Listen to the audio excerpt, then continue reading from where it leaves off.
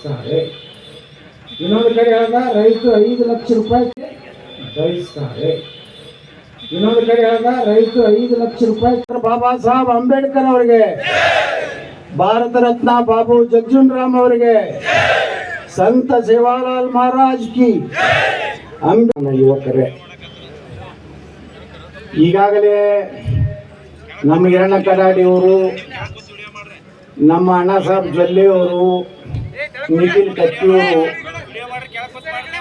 ಕಳೆದ 10 ವರ್ಷದಲ್ಲಿ ನಮ್ಮ ದೇಶದಲ್ಲಿ ಆದಂತಹ ಬದಲಾವಣೆಗಳ ಬಗ್ಗೆ ಮಾತನಾಡಿದರು. 10 ವರ್ಷ ಒಂದು ದೇಶ ಒಂದು ಕಾಲಕ್ಕೆ ನಮ್ಮ ದೇಶದ ಬಂಗಾರವನ್ನು ಒತ್ತಿ ಇಟ್ಟು ದೇಶ ನಡೆಸುವಂಥ ಪರಿಸ್ಥಿತಿ ಇರುವಂಥ ಭಾರತ ಇವತ್ತು ಜಗತ್ತಿನ ಸೂರ್ಯ ಮುಳುಗದ ಸಾಮ್ರಾಜ್ಯವಾದಂಥ ಇಂಗ್ಲೆಂಡನ್ನು 6ನೇ ನಂಬರ್ಗೆ ಕಳಿಸಿ 5ನೇ ನಂಬರ್ದ ಸಶಕ್ತ ಆರ್ಥಿಕ ಶಕ್ತಿ ಭಾರತ ಆಗಿದೆ. ಒಬ್ಬ ಪ್ರಧಾನಮಂತ್ರಿಗಳು 14 ವರ್ಷ ಗುಜರಾತದ ಮುಖ್ಯಮಂತ್ರಿ ಇದ್ರು, 10 ವರ್ಷ ಭಾರತದ ಪ್ರಧಾನಮಂತ್ರಿಗಳು.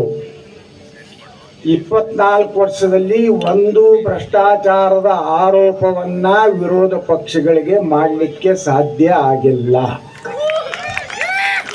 ನಮ್ಮ ಪ್ರಧಾನಮಂತ್ರಿಗಳಿಗೆ ಎಷ್ಟು ಅವಮಾನ ಮಾಡಬೇಕು. ನರೇಂದ್ರ ಮೋದಿಯವರ ವೈಯಕ್ತಿಕ ಜೀವನ ಬಗ್ಗೆ ಮೋತ್ಕಾ ಸೌದಾಗರ್ ಅಂದರು. ಒಬ್ಬ ಚಹಾ ಮಾರವ ಇವೇನು ದೇಶ ನಡೆಸ್ತಾನ ತನ್ನುವಂಥ ಕೀಳು ಮಟ್ಟದ ಶಬ್ದ ಉಪಯೋಗ ಮಾಡಿದ್ರು. ಇದನ್ನೆಲ್ಲಾನು ಸಹನೆ ಮಾಡಿಕೊಂಡು ಇವತ್ತು ನರೇಂದ್ರ ಮೋದಿಯವರು ಅವರು ಬರೀ ಕೇವಲ ಭಾರತದ ನಾಯಕರಾಗಿಲ್ಲ, ಇವತ್ತು ನರೇಂದ್ರ ಮೋದಿಯವರು ವಿಶ್ವ ನಾಯಕರಾಗಿ ಇವತ್ತು ನಮ್ಮ ಮುಂದಿದ್ದಾರೆ. ಮೊದಲ ನಾವು 10 ವರ್ಷ ನೋಡಿದ್ದೀನಿ. ನಾನು 2 ಸಲ ಲೋಕಸಭಾ ಸದಸ್ಯ, ವಿಜಯಪುರ ಲೋಕಸಭೆಯಿಂದ ನಿಮ್ಮಿಂದ ನಾನು ಲೋಕಸಭೆ ಕಳ್ಕೋಬೇಕಾಯ್ತು. ಯಾಕಂದ್ರೆ ನಿಮ್ಮದು ತಂದ ರಿಸರ್ವ್ ನಾನು ಬಲಿ ಮಾಡಿದ್ರು. ಹೀಗಾಗಿ ಅವಾಗಂದ್ರೆ ನನಗೆ ಚಿಕ್ಕೋಡಿಗೆ ಬಂದು ನಿಂದರು ಅಂದ್ರು ನಾ ಇಲ್ಲಪ್ಪ ಅಂದೆ. ಕೊಪ್ಪಳಕ್ಕೆ ಹೋಗಿ ಬಂದು ನಿಂದ್ರು ಅಂದರು ಅಲ್ಲಿ ಅಂದೆ. ಮೊನ್ನೆನೂ ಹೇಳಿದ್ರು ಬಾಗಲಕೋಟೆ ಬೆಳಗಾವಿ ಚಾಯ್ಸ್ ಮಾಡ್ಕೊತಾರೆ. ನಮ್ಮ ಬಿಜಾಪುರ ಬಿಟ್ಟು ಎಲ್ಲಿ ಹೋಗೋದಿಲ್ಲ. ನಾನು ನೀವು ಯಾಕೆ ಮ್ಯಾಕ್ ಕಳ್ಸಲಾಕತ್ತಿದ್ದು ನನಗೆ ಗೊತ್ತದ. ನಾ ಇಲ್ಲೇ ಬಡದಾಡ್ಕೋತ ಜನರ ಸಮಸ್ಯೆಗಳು ಬಂದಾಗ,